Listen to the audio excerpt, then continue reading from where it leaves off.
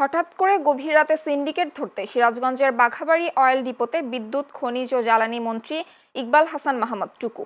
সিরাজগঞ্জের বাঘাবাড়ী অয়েল ডিপোতে কোনো সিন্ডিকেট কাজ করছে কিনা তা দেখা, চোরা কারবারি বন্ধ করা এবং পরিকল্পনা নির্ধারণের জন্যই মূলত গভীর রাতে ডিপো পরিদর্শন করেছেন মন্ত্রী।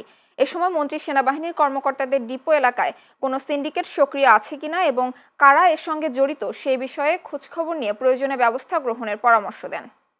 সবগুলো ডিপোতে তেল দিচ্ছি এবং এই ডিপো থেকে তেলও বেরিয়ে যাচ্ছে। তেল বেড়ে যাওয়ার পরে তাও আমরা দেখছি যে হাহাকার, যে দেশে তেল নাই।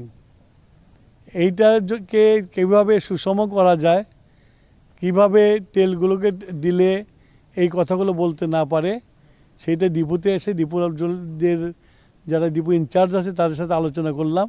আলোচনা করে তাদেরকে নির্দেশনা দিলাম যেন প্রত্যেকটা পাম্পে তেল যায় এবং সেই তেল যেন পৌঁছে। এইটা যেন আমি শুনি না যে কোনো পাম্পে তেল যায় নাই, এই কথাটা যেন না শুনি।